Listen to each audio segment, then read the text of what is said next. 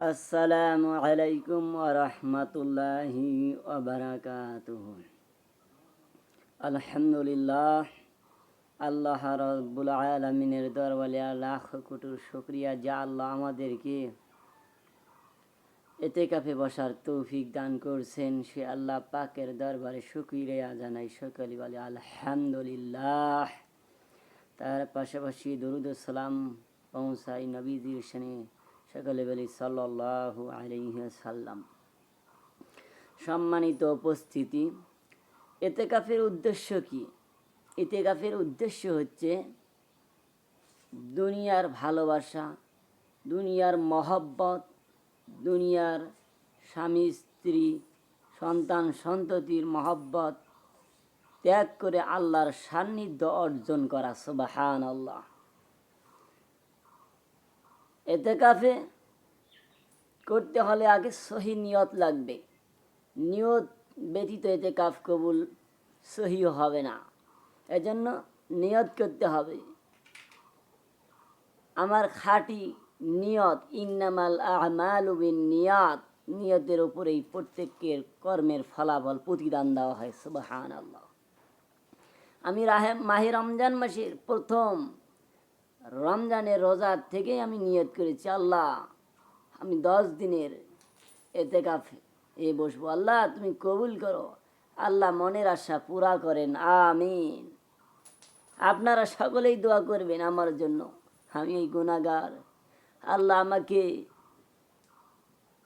আল্লাহর ঘরের জন্য আল্লাহর মেহমান বানায়া আল্লাহ আমাকে 10 দিনের জন্য এতেকাফে কবুল করেছেন। সকলে বলি সুবহানাল্লাহ। এই শবে কদরকে তালাশ করার জন্যই মূলত এই এতেকাফে বসা। কথা বলেন ঠিক না বা ঠিক? এই জন্য শবে কদর তালাশ করতে হবে। 5 রাত, 21 দিবাগত রাত, 23 দিবাগত রাত, 25 দিবাগত রাত, 27 দিবাগত রাত, 29 দিবাগত রাত। এই 5 রাত্রিতে শবে কদর তালাশ করে ইবাদত বন্দি করা, এটা 1000 মাস অপেক্ষা উত্তম। সুবহানাল্লাহ। এই শবে কদর 83 বছর 4 মাস, এই 1000 মাসের সমতুল্য। সুবহানাল্লাহ।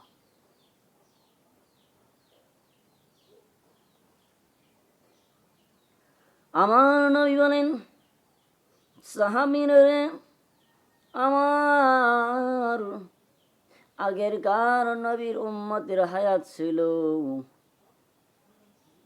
1000 বৎসর, 500 বৎসর।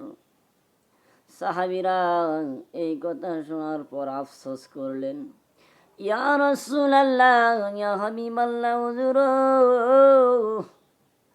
আপনার নবীর উম্মতি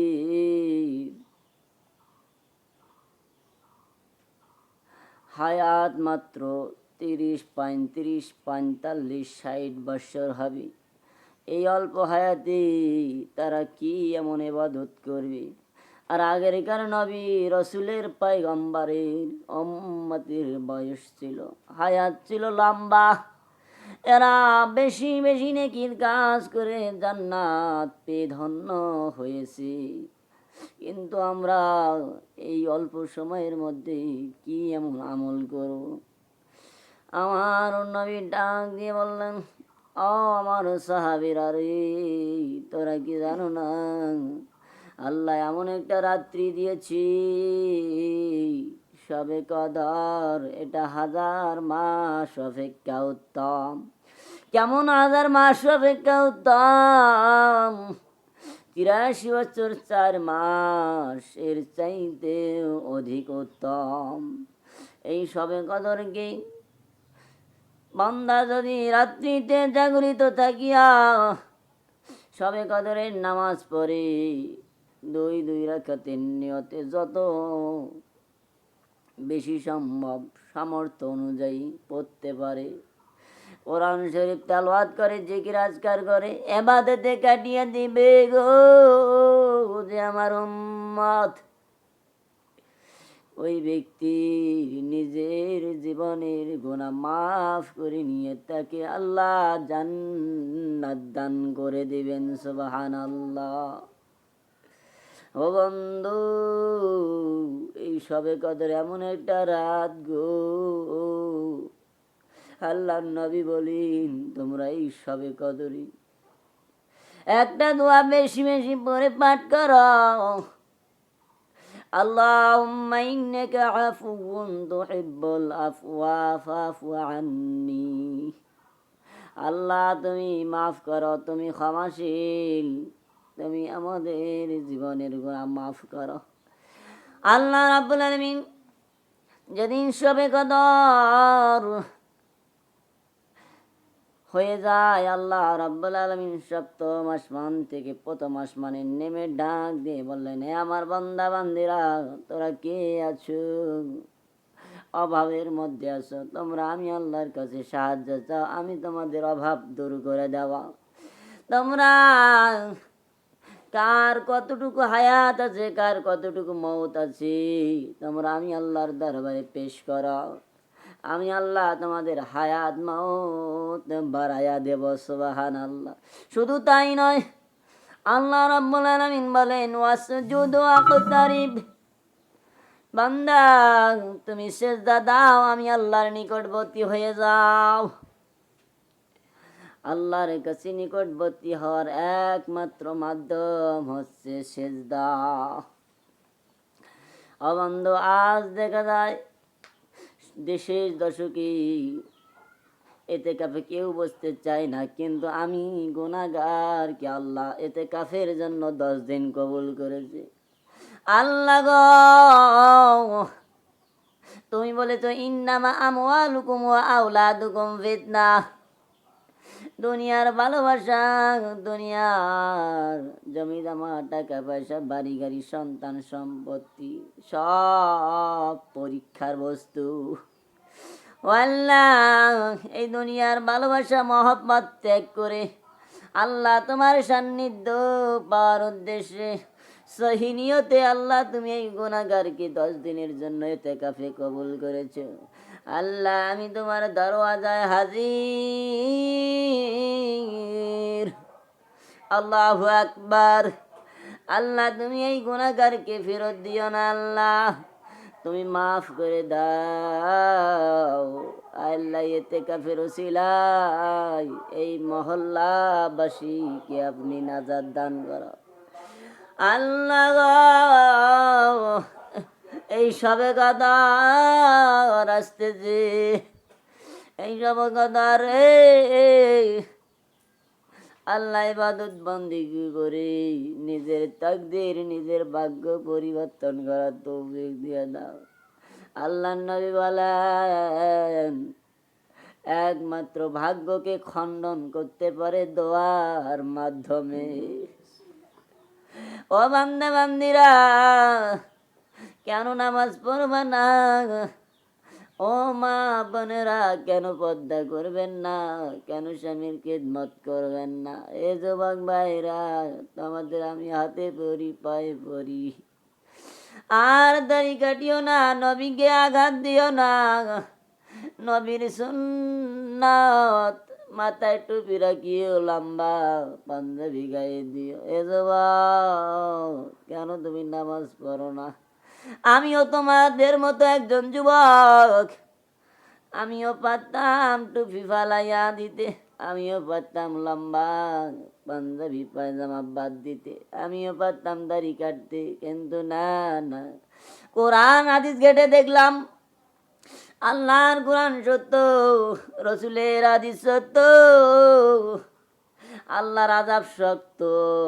ইন্না আযাবি লাশাদীদ।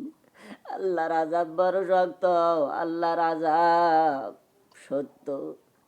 হে যুবক, আল্লাহর আযাব কি তুমি এক মুহূর্তের, 1 সেকেন্ডের জন্য সহ্য করতে পারবা? না রে বাবা, না না না। আমিও তোমার মতো ঘুরে ফিরে বেড়াইতে পারতাম, কিন্তু না না, আমি তা করি নাই। কারণ আল্লাহ বলছেন, ইন্না আকরামাকুম ইনদাল্লাহি আতকাকুম। নিশ্চয় আমি মাওলার কাছে সম্মানিত দামি ওই ব্যক্তি যার মধ্যে তাকওয়া বেশি, আল্লাহর ভয় বেশি, পরহেজগারিতা বেশি। সুবহানাল্লাহ। ও যুবক, তোমাদের হাতে ধরি পায়ে পড়ি, আল্লাহর মেহমানের সঙ্গে বেয়াদবি করিস না, আল্লাহর ওলিদের সঙ্গে বেয়াদবি করিও না। আল্লাহ নিজেই ঘোষণা দিয়েছেন, আলা ইন্না আউলিয়া আল্লাহি লা খাউফুন আলাইহিম ওয়া লা হুম ইয়াহজানুন। আল্লাহর ওলিদের সঙ্গে তোমরা যদি বিরোধিতা করো, আমি আল্লাহ রাব্বুল আলামিন ওই ব্যক্তির জন্য নিজেই যুদ্ধের ঘোষণা দিয়ে দিলাম। সুবহানাল্লাহ। ও আল্লাহ, তোমার দরজায় হাজির, তুমি ইতিকাফ কবুল করে নাও। আল্লাহ, এই সবে কদর আমাদের কবলে নসিব করে দাও, আমাদের নিজের জীবনের গুনাহ মাফ করে দাও। আল্লাহ, তোমার দরবারে আরজি, সমস্ত নবীর উম্মতের গুনাহ মাফ করে দাও। আল্লাহ, তুমি আমাদেরকে মাফ করে দাও। اللهم آمين. ربنا ظلمنا أنفسنا وإن لم تغفر لنا وترحمنا لنكونن من الخاسرين. ربنا آتنا في الدنيا حسنة وفي الآخرة حسنة وقنا عذاب النار. আয় আল্লাহ, ইতিকাফ কবুল করে নাও। আল্লাহ, সবে কদর তালাশ করতেছি, আল্লাহ সবে কদরের ওসিলায় আমাদের জীবনের গুনাহ মাফ করে দাও। আল্লাহ, আমাদের আব্বা আম্মার কবর আযাব মাফ করে দাও। আয় আল্লাহ, মসজিদকে কবুল করে নাও, জামাত মহল্লাবাসীকে কবুল করে নাও। আল্লাহ, তুমি দোয়াখানি কবুল করে নাও। ইয়ার সবটুকু সোনার মদিনা নবী পাকের রওজায় পৌঁছিয়া দাও। রাব্বি রহমহুমা কামা রাব্বায়ানি সগীরা। রাব্বি রহমহুমা কামা রাব্বায়ানি সগীরা। سبحان ربك رب العزة عما يصفون، سلام على المرسلين والحمد لله رب العالمين. السلام عليكم ورحمة الله وبركاته.